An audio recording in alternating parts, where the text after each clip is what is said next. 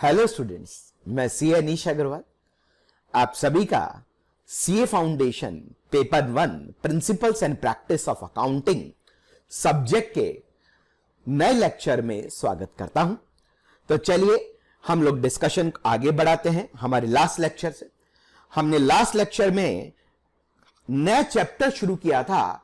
अगर आप लोगों को ध्यान हो तो चैप्टर नंबर 10 हम लोगों ने स्टार्ट किया था। चैप्टर नंबर 10 कंपनी अकाउंट्स के बारे में हम डिस्कशन कर रहे थे कि कंपनी अकाउंट्स क्या होती है। यह हम लोग डिस्कस किया था। कंपनी क्या होती है, कंपनी की डेफिनेशन डिस्कस की थी हमने। कंपनी की डेफिनेशन एज पर companies act 2013 as well as हमने डिस्कस किया था कि जो वेरियस इंग्लिश कोर्ट्स ने कंपनी के डेफिनेशन प्रोनाउंस की है वेरियस जजमेंट्स के अंदर, उसके बारे में भी डिस्कशन किया था। हमने कंपनी की कैरेक्टरिस्टिक भी देखी थी। यूनिट नंबर 1 है इंट्रोडक्शन टू कंपनी अकाउंट्स। आज हम आगे बढ़ाएंगे अपने लास्ट लेक्चर से। आज हमारा डिस्कशन कंसंट्रेटेड होगा over types of company. What are the various types of company, अलग अलग टाइप्स ऑफ कंपनी कौन कौन सी होती हैं, हम एक एक करके आज डिस्कस करेंगे। सबसे पहली type, first type of company जिसके बारे में हम डिस्कस करेंगे, दैट इज गवर्नमेंट कंपनी। एक गवर्नमेंट कंपनी क्या है देखेंगे। गवर्नमेंट कंपनी की डेफिनेशन कंपनीज एक्ट 2013 में कैसे दी गई है। According to section 2 subsection 45 of companies act 2013, government company means any company in which, या देखिएगा ये जो सेक्शन मैंने बोला ये आपको याद करने की जरूरत नहीं है, ये सिर्फ रेफरेंस के लिए, आपको एग्जाम में इसको लिखने की जरूरत नहीं है। तो आप यूं लिख सकते हैं एज पर companies act 2013 government company means any company in which, क्या बोला है हमारे को, not less than 51% share of paid up share capital is held by central government और स्टेट गवर्नमेंट और गवर्नमेंट्स। क्या बोला सबसे पहले कि कम से कम कितना बोला है, 51% शेयर किसने हेल्ड अप कर रखा हो, सेंट्रल गवर्नमेंट ने। कम से कम 51% से ज्यादा भी हो सकता है पर 51% से कम नहीं हो सकता। या कोई स्टेट गवर्नमेंट मतलब जैसे राजस्थान के government, MP government, UP government, Gujarat government, Kerala government, ये इस तरीके कर्नाटक गवर्नमेंट, कोई भी गवर्नमेंट, दिल्ली गवर्नमेंट, जो भी गवर्नमेंट स्टेट गवर्नमेंट्स है और गवर्नमेंट्स ने हेल्ड कर रखा हो।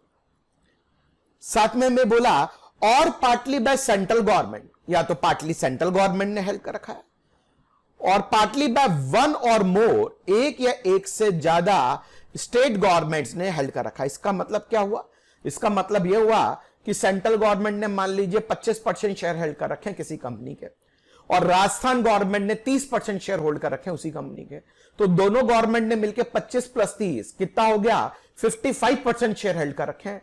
तो ऑटोमेटिकली वो कंपनी गवर्नमेंट कंपनी हो जाएगी, क्योंकि more than 51% share are held by central government, state government और देयर कॉम्बिनेशन। सिंपल सा लॉजिक है ये। नेक्स्ट देखेंगे, and includes a company which is subsidiary of such government company. कोई भी कंपनी जो गवर्नमेंट कंपनी की सब्सिडरी है उसको भी इंक्लूड किया जाता है, उसे भी गवर्नमेंट कंपनी माना जाता है, चाहे उसमें सेंट्रल गवर्नमेंट या स्टेट गवर्नमेंट ने 51% शेयर हेल्ड नहीं कर रखे। सब्सिडरी कंपनी क्या होती है हम लेटर ऑन डिस्कस करेंगे इसी लेक्चर के अंदर, पर आपको सिंपली अभी याद रखना है कि कोई गवर्नमेंट कंपनी है, उसने किसी दूसरी कंपनी के अंदर इतने शेयर हेल्ड कर रखे हैं, normally more than 50% share held करते हैं तो सब्सिडरी कहलाती है। वो दूसरी सब्सिडरी कंपनी भी गवर्नमेंट कंपनी कहलाएगी, चाहे गवर्नमेंट ने डायरेक्टली उसके अंदर कोई शेयर हेल्ड कर रखा हो या नहीं कर रखा हो। तो आपको ध्यान में रखना है व्हाट इज गवर्नमेंट कंपनी, जिसमें सेंट्रल गवर्नमेंट, स्टेट गवर्नमेंट और any of their combination holds more than 51% share, और subsidiary of government company is also treated as government company. चलिए आगे डिस्कस करते हैं government company. Next type of company जिसके बारे में हम डिस्कशन करेंगे वो है foreign company. What is foreign company, देखो फॉरेन कंपनी को समझाने के लिए बहुत सिंपल सी भाषा में पहले समझा देता हूं। जो इंडियन कंपनीज एक्ट 2013 या प्रीवियस एनी कंपनीज एक्ट में कंपनी रजिस्टर होती है उसे तो इंडियन कंपनी कहते हैं, और कोई भी कंपनी जो किसी फॉरेन एक्ट के अंदर रजिस्टर होकर बनी हो उसे ऑटोमेटिकली फॉरेन कंपनी कहा जाता है। जो किसी भी आपके लिए अमेरिका का जो एक्टिव कंपनीज एक्ट उसके अंदर रजिस्टर हुई हो, ब्रिटेन के अंदर रजिस्टर हुई हो, कहीं और किसी और कंट्री के अंदर किसी और कंट्री के लॉ के अकॉर्डिंग वो रजिस्टर हुई हो उन कंट्री के अंदर, तो उसे फॉरेन कंपनी कहा जाता है। उसका place of business of India के अंदर प्लेस ऑफ बिजनेस होना चाहिए। फिजिकली हो सकता है, इलेक्ट्रॉनिक मोड के थ्रू हो सकता है, कैसे भी वो बिजनेस इंडिया के अंदर कर रही है तो हम कहेंगे ये फॉरेन कंपनी हमारे यहां काम कर रही है। तो ध्यान में रखिएगा फॉरेन कंपनी क्या है। According to section 2 subsection 42 of companies act 2013, foreign company means a company और body corporate incorporated outside India. ध्यान देने वाली बात है, क्या बोला है, इनकॉर्पोरेटेड आउटसाइड इंडिया, भारत के बाहर इनकॉर्पोरेट हुई हो, किसी फॉरेन एक्ट के अंदर इनकॉर्पोरेट हुई हो, which a has place of business in India, जिसका बिजनेस इंडिया के अंदर चल रहा होगा, इंडिया में चल रहा होगा, तभी तो हम बोलेंगे कंपनी फॉरेन कंपनी है। अपनी होम कंट्री के अंदर तो वो है ही, अगर इंडिया में वो कंपनी काम कर रही होगी तो हम कहेंगे कि भाई हाँ ये फॉरेन कंपनी हमारे यहां काम कर रही है। वेदर बाय इटसेल्फ, खुद काम कर रही हो, थ्रू एजेंट, एजेंट के थ्रू काम कर रही हो, फिजिकली खुद प्रेजेंट हो, और थ्रू इलेक्ट्रॉनिक मोड के थ्रू, यानी जैसे ई कॉमर्स वेबसाइट्स होती हैं या फिर आपके लिए किसी भी ई फॉर्म के अंदर आप बिजनेस कर रही हो तो उसे फॉरेन कंपनी कहा जाएगा। Conduct any business activity in India in any other manner, किसी भी और मैनर में अगर बिजनेस कंडक्ट कर रही है इंडिया के अंदर, खुद कर रही हो, एजेंट के थ्रू कर रही हो, फिजिकली कर रही हो, इलेक्ट्रॉनिक मोड में कर रही हो, या किसी भी और फॉर्म में इंडिया के अंदर अगर बिजनेस करती है, ऐसी कंपनी जो किसी फॉरेन एक्ट में रजिस्टर्ड है तो उसे अपन फॉरेन कंपनी कहते हैं। तो बहुत सिंपल सा फॉरेन कंपनी की डेफिनेशन। नेक्स्ट हम लोग देखेंगे प्राइवेट कंपनी किसे कहा जाता है। What is private company? दो हम लोग डेफिनेशन साथ में देखेंगे, एक प्राइवेट कंपनी और एक पब्लिक कंपनी। तो पहले तो प्राइवेट कंपनी के बारे में बात कर रहे हैं। Section 2 subsection 68 of companies act 2013 defines private company. हमारे को बस एक सेक्शन 2 ऑफ सबसेक्शन 68 के अंदर प्राइवेट कंपनी की डेफिनेशन दे रखी है। क्या दे रखी है? एक company by which is article restrict the right to transfer it shares, अपने ट्रांसफर शेयर्स को ट्रांसफर करने के राइट को रिस्ट्रिक्ट करती है ऐसी कंपनी जो अपने आर्टिकल में, except in case of 1% company limits the number of its member to 200। 200 से ज्यादा मेंबर नहीं होने चाहिए। मैक्सिमम आपके लिए कितने मेंबर हो सकते हैं? 200। हाँ, 1% कंपनी में तो मैक्सिमम 1% ही हो सकता है, इसीलिए एक्सेप्ट लगा दिया। 1% कंपनी के अंदर 1% हो सकता है। 1% company is always a private company. तो 1% कंपनी के बारे में भी हम आगे डिस्कस करेंगे। तो यानी कि लिमिट करती है अपने नंबर ऑफ मेंबर्स कितने? 200, और prohibits any invitation to public to subscribe any securities of the company.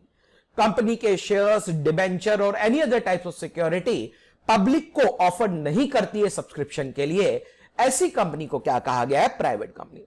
Private company को समझने के लिए 2 वर्ड्स पे ध्यान देना जरूरी है। पहले वाले केस के अंदर फर्स्ट कंडीशन में रिस्ट्रिक्ट है, और लास्ट वाले केस के अंदर वर्ड है प्रोहिबिट्स।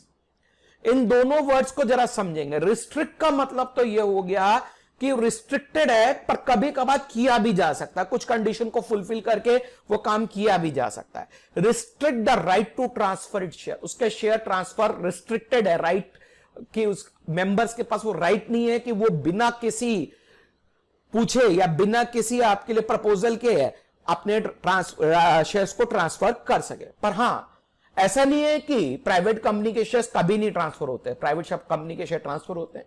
मान लो मेंबर की डेथ हो गई तो उसके लीगल हेयर्स को शेयर्स ट्रांसफर होंगे। तो ध्यान में रखिएगा ये राइट रिस्ट्रिक्टेड है, यानी कि वैसे नहीं कर सकते, पर इन सर्टेन कंडीशन में प्राइवेट कंपनी के शेयर्स को भी ट्रांसफर किया जा सकता है। और लास्ट में प्रोहिबिट है। प्रोहिबिट का मतलब किसी भी कंडीशन में नहीं हो सकता, पूरी तरह अवैध है, हमने उसको रोक लगा रखी है। प्रोहिबिट्स। रिस्ट्रिक्ट तो आपके लिए टेम्पररी हो गया, कुछ कंडीशन फुलफिल करके हम ट्रांसफर कर सकते हैं शेयर, या किन्हीं कंडीशन में शेयर को ट्रांसफर किया जा सकता है। और प्रोहिबिट का मतलब कभी भी नहीं कर सकती, यानी कि प्राइवेट कंपनी कभी भी पब्लिक को ऑफर नहीं कर सकती कि उसकी सिक्योरिटीज, शेयर्स और डिबेंचर वो सब्सक्राइब करे। तो 3 कंडीशन फुलफिल होती है किसी भी कंपनी के, तो वो प्राइवेट कंपनी कहलाती है। वो अपने आर्टिकल के थ्रू अपने शेयर्स की ट्रांसफरेबिलिटी को रिस्ट्रिक्ट करती है, नंबर ऑफ मेंबर्स को लिमिट करती है मैक्सिमम 200 मेंबर्स तक। और तीसरा प्रोहिबिट, वर्ड ध्यान रखिएगा, प्रोहिबिट करती है पब्लिक को to subscribe for any securities of the company. Company के किसी भी तरह की सिक्योरिटीज पब्लिक सब्सक्राइब नहीं कर सकती। ध्यान देने वाली बात, जब भी हम ये 200 के मेंबर्स कैलकुलेट करते हैं, कि मेंबर्स मतलब शेयर होल्डर्स, जो 200 नंबर ऑफ मेंबर्स कैलकुलेट करते हैं, तो अगर कोई जॉइंट होल्डर है, जॉइंट होल्डर मतलब कुछ शेयर खरीद रखे हैं किसी दो पर्सन ने मिलकर, शेयर सर्टिफिकेट पे दोनों का नाम है, मिस्टर एक्स और मिस्टर वाई दोनों ने मिलकर शेयर खरीद रखे हैं किसी कंपनी के, तो जॉइंट होल्डर्स को एक सिंगल पर्सन माना जाएगा, दो नहीं माना जाएगा बल्कि एक सिंगल पर्सन माना जाएगा। और दूसरा, अगर किसी एम्प्लॉय ने during the term of employment share खरीदे हैं, अगर किसी एम्प्लॉय ने during the term of employment share खरीदे हैं, तो ऐसे केस के अंदर, और वो आपके उसको काउंट नहीं करेंगे। किसको काउंट नहीं करेंगे? कोई भी ऐसा पर्सन जिसने एम्प्लॉयमेंट की कंडीशन के अकॉर्डिंग शेयर्स खरीदे हैं, एम्प्लॉयमेंट के ड्यूरिंग शेयर्स खरीदे हैं। सर, ये एम्प्लॉयमेंट की कंडीशन के अंदर शेयर खरीदना किसे कहते हैं? कई कंपनीज जब भी एम्प्लॉइज भर्ती करती है तो साथ में उनको कुछ शेयर खरीदने के लिए मजबूर करती है, या कहते हैं कि उनको शेयर सब्सक्राइब कराती है, ताकि उनकी फीलिंग आए कि यह कंपनी उनकी ओन है, पार्टनरशिप है कंपनी में एक तरीके की, वो भी उस कंपनी के अंदर एक मेंबर है। या फिर आपके लिए कई बार जो एम्प्लॉइज होते हैं उनको शेयर इशू किए जाते हैं, स्वेट इक्विटी शेयर्स वगैरह, उनकी मेहनत के लिए, उनकी टेक्निकल नो हाउ के लिए, तो उसे काउंट नहीं किया जाएगा इस 200 के अंदर। और ऐसे पर्संस को भी 200 की लिमिट में काउंट नहीं किया जाएगा जो कि पहले एम्प्लॉयमेंट में थे कंपनी के, और ड्यूरिंग द एम्प्लॉयमेंट उन्होंने शेयर खरीदे थे, बाद में उन्होंने नौकरी छोड़ दी और फिर भी वो शेयर होल्ड कर रहे हैं उस कंपनी के, उन्हें भी 200 की लिमिट में काउंट नहीं किया जाएगा। इन्हें 200 नंबर ऑफ मेंबर्स काउंट करते वक्त जॉइंट होल्डर्स को एक मेंबर माना जाएगा। किसी पर्सन ने एम्प्लॉयमेंट के टर्म्स के अकॉर्डिंग, एम्प्लॉयमेंट के ड्यूरिंग शेयर्स खरीदे हैं, तो उसे काउंट नहीं किया जाएगा। और ऐसे ही पर्सन जिसने एम्प्लॉयमेंट के ड्यूरिंग शेयर खरीदे थे पर बाद में उसका एम्प्लॉयमेंट सीज हो गया, फिर भी वो शेयर होल्ड कर रहा है, उसको भी 200 की लिमिट में काउंट नहीं किया जाएगा। तो चलिए देखते हैं। पहली बात, section 2 subsection 68 of companies act 2013 क्या बोलता है?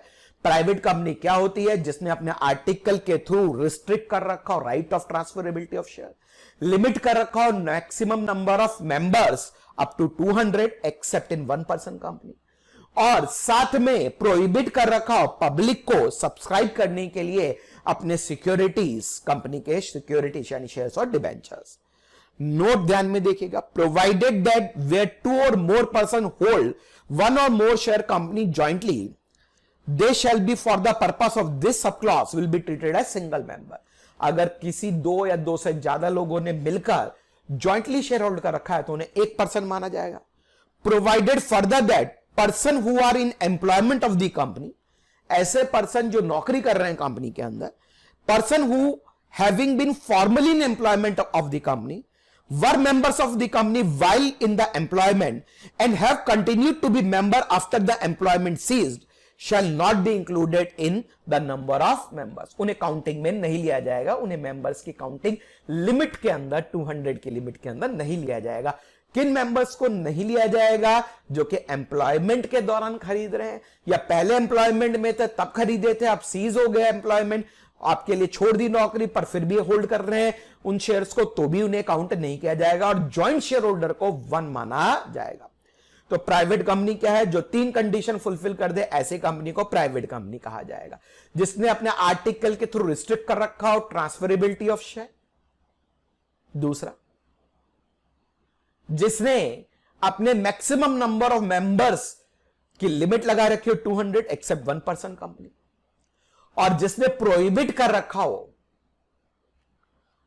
To subscribe its shares securities to public, public को आपके लिए किसी भी तरह का ऑफर नहीं देगा वो अपनी सिक्योरिटीज को सब्सक्राइब करने के लिए, ऐसा प्रोहिबिशन लगा रखा है, वो किसी भी कंडीशन में नहीं हो सकता।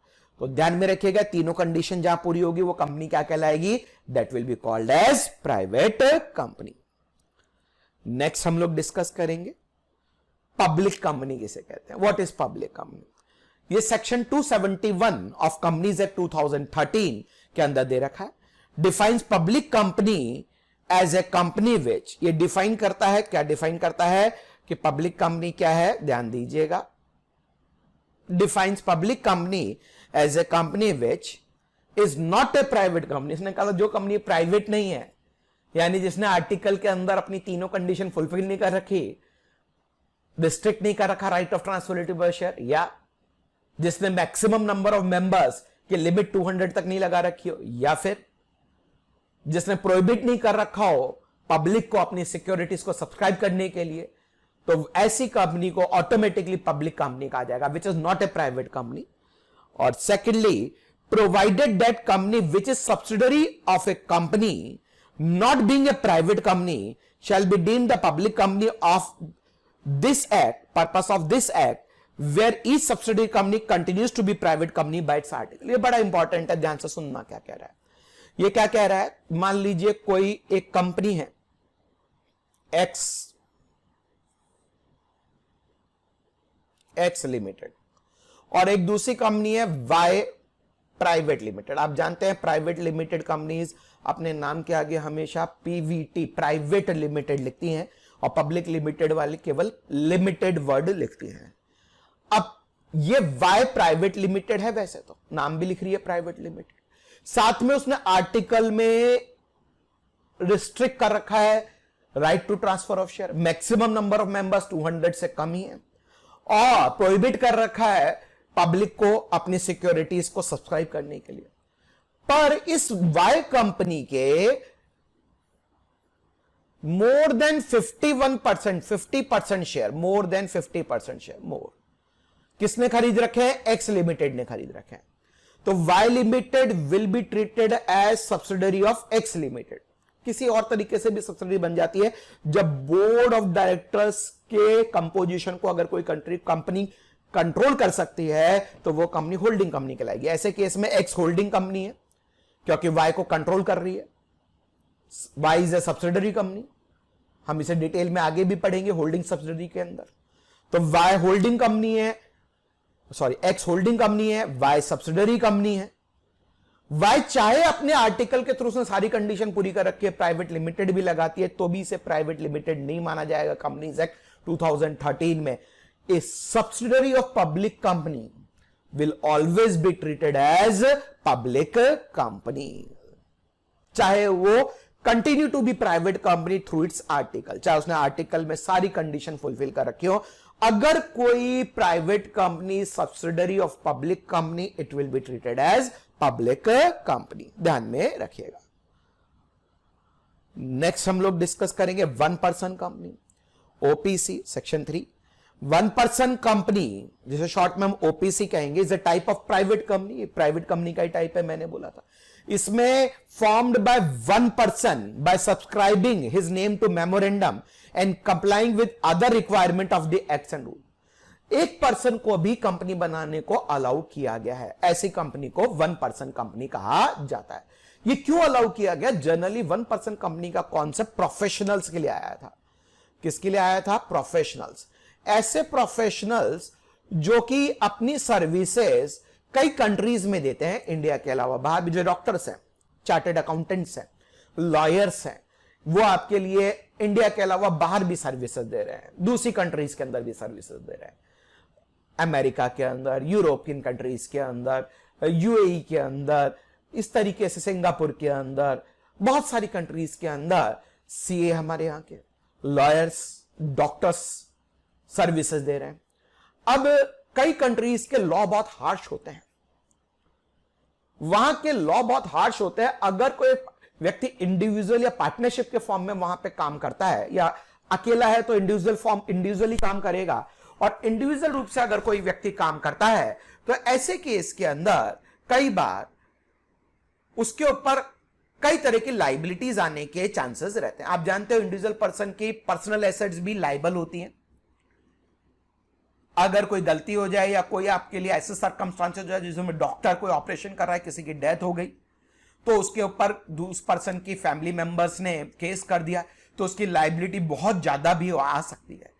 ऐसे में डॉक्टर्स, सीए, लॉयर्स चाहते थे कि उनके लाइबिलिटी लिमिट हो, इसीलिए गवर्नमेंट ने कॉन्सेप्ट निकाला जिसको 1% कंपनी कहते हैं। इस 1% कंपनी के कॉन्सेप्ट के अकॉर्डिंग एक पर्सन भी, एक सिंगल पर्सन भी कंपनी बनाकर अपनी लाइबिलिटी को लिमिट करके वर्क कर सकता है। यह 1% कंपनी लाने का मेन मोटो था। 1% कंपनी में एक पर्सन कंपनी पिक कर सकता है, फॉर्म कर सकता है, सोल मेंबर कहलाता है। सोल मेंबर क्या है? OPC requires a subscriber to incorporate and nominee of sole member. एक सोल मेंबर जो 1% कंपनी बना रहा है और उसका नॉमिनी, उसको नॉमिनेशन देना पड़ता है कि उसके डेथ के केस में किसको शेयर ट्रांसफर होंगे। Memorandum of OPC shall indicate the name of other person nominee, nominee कौन है उसका नाम भी मेमोरेंडम में लिखा जाएगा। Who shall in event of the subscriber death और incapacity to contract becomes the member of the OPC. जो सब्सक्राइबर, जो पर्सन 1% कंपनी बना रहा है, उसकी डेथ के केस के अंदर या इनकैपेसिटी यानी कई बार इंसॉल्वेंट हो जाता है या कुछ और कंडीशन हो जाती है जिसकी वजह से वो कॉन्ट्रैक्ट नहीं कर सकता, और ऐसे केस के अंदर उसकी वो 1% कंपनी के अंदर मेंबर नहीं रह सकता, तो उसके जो भी लीगल हेयर्स है या नॉमिनी जो इसको उसने नेम दिया है मेमोरेंडम के अंदर, उसको वो शेयर ट्रांसफर हो जाएंगे। तो ऐसी कंपनी को क्या कहते हैं? 1% कंपनी। नेक्स्ट डिस्कस करेंगे हम लोग next type of company. Next type of company हम डिस्कस करने जा रहे हैं small company. What is meant by small company? छोटी कंपनी किसे कहते हैं? लीजिए, छोटा बच्चा आ गया। छोटी कंपनी, छोटी कंपनी क्या है, स्मॉल कंपनी क्या है, देखते हैं। Section 285 of companies act define small company. ये स्मॉल कंपनी का कॉन्सेप्ट भी ऐसी कंपनीज के लिए लाया गया जिनका साइज बहुत बड़ा नहीं होता, क्योंकि कंपनीज एक्ट के अंदर कंपनियों को बहुत सारी फॉर्मेलिटीज पूरी करनी पड़ती हैं, तो उनकी फॉर्मेलिटीज को रिड्यूस करने के लिए, छोटी कंपनी सारी फॉर्मेलिटी पूरी नहीं कर पाती हैं, तो उनकी फॉर्मेलिटीज को रिड्यूस करने के लिए स्मॉल कंपनी का कॉन्सेप्ट लाया गया। तो बोला गया कंपनीज एक्ट के अंदर कि स्मॉल कंपनी किसे माना जाएगा? एक तो पब्लिक कंपनी नहीं हो सकती small company, other than public company, यानी प्राइवेट कंपनी क्या हो सकती है? स्मॉल कंपनी हो सकती है, पर वो भी वही प्राइवेट कंपनी जिसकी paid up share capital does not exceed 50 lakh और such higher amount as prescribed and shall not be more than 5 crore rupees. क्या बोला कंपनीज एक्ट ने? कि ऐसी कंपनी जिसकी paid up share capital 50 lakh है या उससे ज्यादा हायर अमाउंट भी हो सकती है, ये गवर्नमेंट, सेंट्रल गवर्नमेंट नोटिफाई कर सकती है टाइम टू टाइम, पर ज्यादा से ज्यादा पेड अप शेयर कैपिटल कितनी हो सकती है? 5 करोड़ रुपीस हो सकती है ऐसी कंपनी को। और turnover of which as per last profit and loss account does not exceed 2 crore, जिसका टर्नओवर मतलब सेल्स जो वो काम कर रही है उसके थ्रू रेवेन्यू 2 करोड़ से ज्यादा नहीं है, और such higher amount as may be prescribed which shall not be more than 20 crore rupees. 20 crore रुपए से ज्यादा नहीं होना चाहिए। सेंट्रल गवर्नमेंट नोटिफाई कर सकती है 2 करोड़ से ज्यादा। 2 करोड़ से कम वाली जिनका टर्नओवर है वो तो स्मॉल कंपनी है ही है, उसके लिए कोई नोटिफिकेशन नहीं चाहिए। ऐसी कंपनी जिनका paid up share capital 50 lakh से कम है वो तो स्मॉल कंपनी है ही है, पर 50 लाख से ऊपर जिनका पेड अप शेयर कैपिटल है पर 5 करोड़ से कम है, ऐसी कंपनीज को भी स्मॉल कंपनी की कैटेगरी में लाया जा सकता है अगर सेंट्रल गवर्नमेंट नोटिफाई करती है। ऐसे ही ऐसी कंपनी जिनका टर्नओवर 2 करोड़ से ज्यादा है पर 20 करोड़ से कम है, उनको भी स्मॉल कंपनी के कैटेगरी में लाया जा सकता है अगर सेंट्रल गवर्नमेंट नोटिफाई करे। ऐसा क्यों करते हैं? ऐसा इसलिए करते हैं, ऐसे एक्ट इस लैंग्वेज को इस तरह क्यों लिख रही है? डायरेक्ट क्यों नहीं बता देते कि कितना आपके लिए कैपिटल से कम वाली companies, paid up share capital से कम वाली कंपनीज स्मॉल कंपनी कहलाएंगी, या कितने टर्नओवर से कम वाली टर्नओवर वाली कंपनी स्मॉल कंपनी कहलाएंगी? ये डायरेक्टली क्यों नहीं बता देते?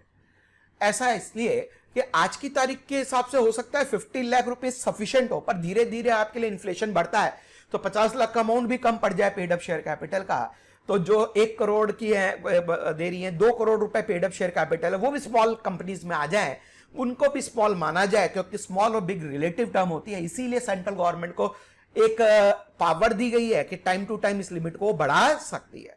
तो हमें हमारे पर्पस के लिए स्मॉल कंपनी याद रखनी है, दोनों में से कोई भी कंडीशन पूरी हो, याद रखिएगा और लिखा हुआ है, और का मतलब दोनों में से कोई भी कंडीशन पूरी हो। ऐसी कंपनी जिसका paid up share capital 50 lakh से कम हो, or may be any higher amount as prescribe by central government but not more than 5 crore, ऐसी कंपनीज को स्मॉल कंपनी कहा जाएगा। और जिनका turnover as per last P&L account is less than 2 crore or such higher amount but not more than 20 crore, ऐसी companies को क्या कहा जाएगा? स्मॉल कंपनी कहा जाएगा। याद रखिएगा, स्मॉल कंपनी का स्टेटस साल दर साल हर साल चेक किया जाता है। मान लो किसी कंपनी का पिछले साल 40 लाख का आपके लिए पेड अप शेयर कैपिटल था, प्राइवेट कंपनी का। पब्लिक कंपनी तो स्मॉल कंपनी हो ही नहीं सकती, पब्लिक कंपनी को स्मॉल कंपनी की डेफिनेशन में लाते ही नहीं, एक्सेप्ट बोल दिया उसने पहले, any company other than public company. Private company की बात करूं, उसकी paid up share capital 50 lakh था इस साल या 40 लाख था, तो उसे स्मॉल कंपनी कहा जाएगा। अगले साल उसने paid up share capital increase कर दिया और अपना paid up share capital 10 crore कर दिया, तो फिर वो स्मॉल कंपनी नहीं रहेगी। यानी स्टेटस हर साल चेंज होगा, हर साल आपको देखना पड़ेगा, दोनों कंडीशन में से कोई भी कंडीशन फुलफिल हो जाएगी तो स्मॉल कंपनी हो जाएगी, वरना आपके लिए स्मॉल कंपनी नहीं कहलाएगी। यह बात ध्यान में रखनी है। नेक्स्ट हम बात करेंगे लिस्टेड कंपनी। लिस्टेड कंपनी कौन सी कंपनी होती है? Any company who shares are listed in any recognised stock exchange for purpose of trading, ऐसी कंपनी लिस्टेड कंपनी कहलाती है। हमेशा पब्लिक कंपनी ही लिस्टेड या अनलिस्टेड हो सकती है, प्राइवेट कंपनी हमेशा अनलिस्टेड होती है। As per section 252 of the companies act 2013, listed company means company which have any of its securities listed in recognised stock exchange, जो शेयर्स या डिबेंचर जिसके रिकॉग्नाइज्ड स्टॉक एक्सचेंज में लिस्टेड हो। The company who shares are not listed in any recognised stock exchange is called as unlisted company. तो याद रखिएगा, private company तो हमेशा अनलिस्टेड होगी, पब्लिक कंपनी लिस्टेड भी हो सकती है और अनलिस्टेड भी हो सकती है। An unlisted company can be public company और प्राइवेट कंपनी, ये मैंने बता ही दिया। अनलिस्टेड तो पब्लिक कंपनी भी हो सकती है, प्राइवेट कंपनी भी हो सकती है, लिस्टेड कंपनी केवल पब्लिक कंपनी हो सकती है। Unlimited company, unlimited liability company. Unlimited liability company ऐसी कौन सी कंपनी होती है जिसके मेंबर्स की लाइबिलिटी पे लिमिट नहीं लगाई जाती, उसने अपने आर्टिकल के अंदर किसी भी तरह की लिमिट नहीं लगा रखी over the liability of the member, उसके मेंबर्स की लाइबिलिटी अनलिमिटेड होती है, ऐसी कंपनी को अनलिमिटेड लाइबिलिटी कहा जाता है। बहुत ही रेयर कंडीशन में बनाई जाती है। अनलिमिटेड लाइबिलिटी कंपनी आपको रेयर क्यों मिलेगी? क्योंकि कंपनी बनाने का मेन मोटो ये होता है कि मेंबर्स अपनी लाइबिलिटी को लिमिट करना चाहते हैं। अगर आपने अनलिमिटेड लाइबिलिटी कंपनी बनाई है तो फिर मेंबर्स की पर्सनल लाइबिलिटी भी आएगी in the event of when company is unable to pay its debts. Section 2, subsection 92 of Companies Act 2013 defines unlimited company means a company not having limit on the liability of its member। क्या बोल रहा है, क्या define किया है इसने define किया है कि अनलिमिटेड कंपनी कौन सी है जिसके मेंबर्स की लाइबिलिटी लिमिटेड नहीं होती है। बहुत ही रेयर केस में अनलिमिटेड लाइबिलिटी कंपनी बनाते हैं। कई कई जगह आपके लिए क्या होता है, वर्किंग के लिए जरूरी हो जाता है कि अनलिमिटेड लाइबिलिटी कंपनी बनाना, वहीं बनाई जाती है, अदरवाइज अनलिमिटेड लाइबिलिटी कंपनी नहीं बनाई जाती। नेक्स्ट अपन डिस्कस करेंगे अगली type of company, company limited by shares. ऐसी कंपनी कौन सी होती है कंपनी लिमिटेड बाय शेयर? ऐसी कंपनी उसके मेंबर्स की liability limited up to the unpaid amount of share subscribe by such members, ऐसी कंपनी को कंपनी लिमिटेड बाय शेयर्स कहा जाता है। देखिए, ऐसी कंपनी जिसने शेयर्स इशू कर रखे और उसके मेंबर्स की लाइबिलिटी लिमिटेड है up to the unpaid amount on shares, वो क्या कहलाती है? Company limited by share. As per section 222 of the Companies Act 2013, company limited by share means company having the liability of its member limited by memorandum to the amount if any unpaid on share respectively held by them। जितने share उन्होंने ले रखे हैं उस पे आपके लिए जो अनपेड अमाउंट है वहां तक उनकी लायबिलिटी लिमिट कर दी जाए तो उसको क्या कहा जाता है, कंपनी लिमिटेड बाय शेयर। ऐसे ही company limited by guarantee. Company limited by guarantee क्या होती है? As per section 221 of companies act 2013, company limited by guarantee means company having liability of members limited by memorandum to such amount as the member respectively undertake to contribute to the assets of the company in event of wound up। इसमें सिर्फ members guarantee देते हैं कि अगर winding walk up होगी तो मैं maximum amount 1 lakh rupees तक कंट्रीब्यूट करूंगा। इस तरीके की आपके लिए एग्जांपल बता रहा हूं। इस तरह के 1 लाख हो सकता है, 50,000 हो, 2 लाख हो, 5 लाख हो, 50 लाख हो, जो भी उन्होंने गारंटी दे रखी है उनकी लायबिलिटी उस गारंटी तक लिमिटेड रहती है। ऐसी कंपनी आपके लिए कंपनी लिमिटेड बाय गारंटी। ऐसी कंपनी जनरली शेयर्स इशू नहीं करती है, बस मेंबर्स जो होते हैं, सब्सक्राइबर्स जो होते हैं, उनसे आपके लिए गारंटी ले लेती है अगर कंपनी को कोई डेफिशिएंसी आएगी तो इतना अमाउंट वो कंट्रीब्यूट करेंगे टुवर्ड्स द डेफिशिएंसी। नेक्स्ट हम लोग डिस्कस करने जा रहे हैं होल्डिंग कंपनी। होल्डिंग कंपनी की डेफिनेशन बड़ी इंटरेस्टिंग है। उसने बोला कंपनीज एक्ट 2013 के सेक्शन 246 के अंदर, सबसेक्शन 46 के अंदर, holding company in relation to one or more other companies means a company of which such companies are subsidiary company. Holding company किसे कहेंगे? इसने बोला जिसकी कोई सब्सिडरी कंपनी, उसे होल्डिंग कंपनी कहेंगे।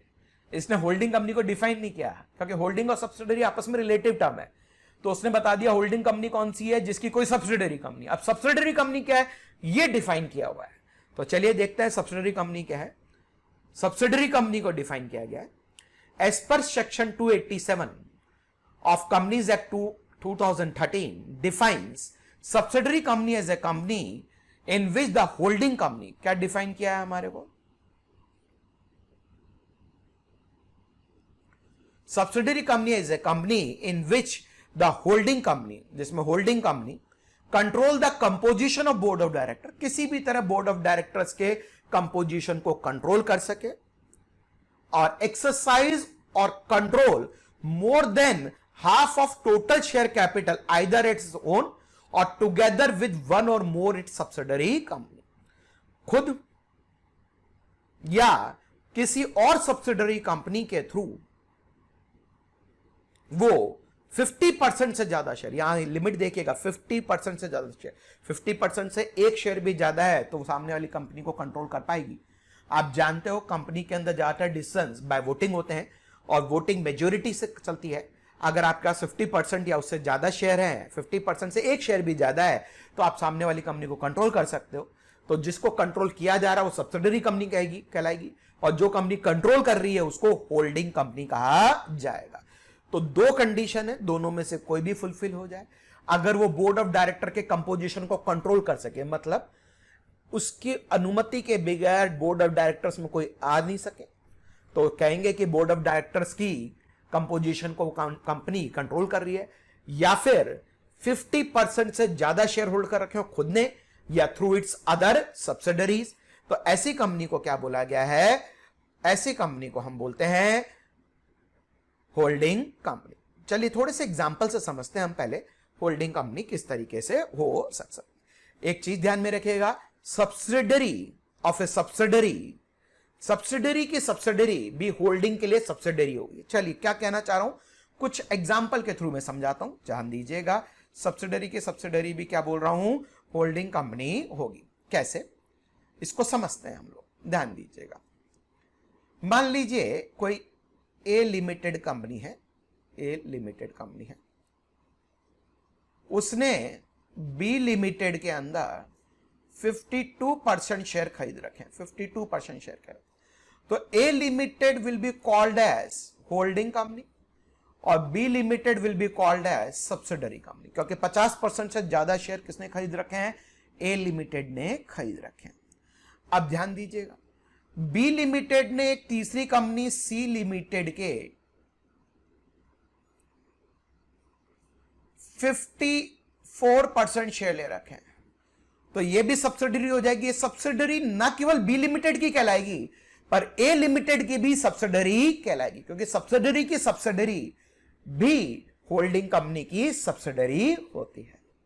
दूसरा एग्जांपल ध्यान दीजिएगा, सेकंड एग्जांपल, सेकंड एग्जांपल देख लेते हैं, ध्यान देना है। ए लिमिटेड कोई कंपनी है, ए लिमिटेड कोई कंपनी है, उसने बी लिमिटेड के अंदर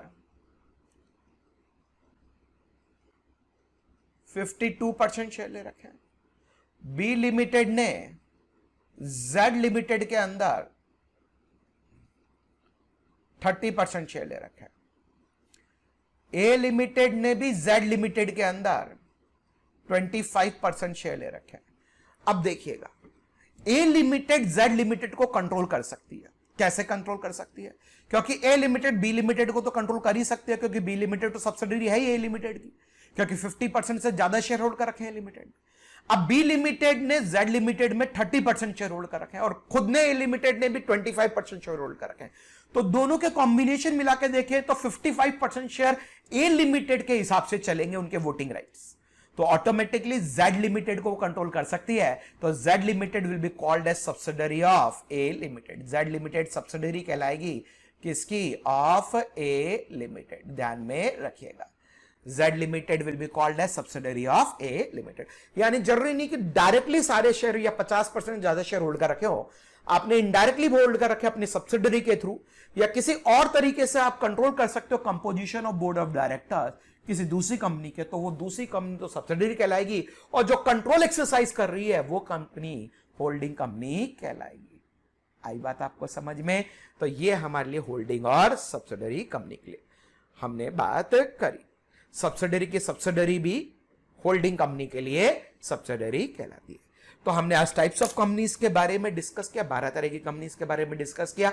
इनका आप रिवीजन करेंगे, ध्यान से देखेंगे। इसी के साथ आज हमारा लेक्चर एंड होता है। ये सेकंड लेक्चर था हमारा, इसको हम ऐड करते हैं कंपनीज एक्ट का।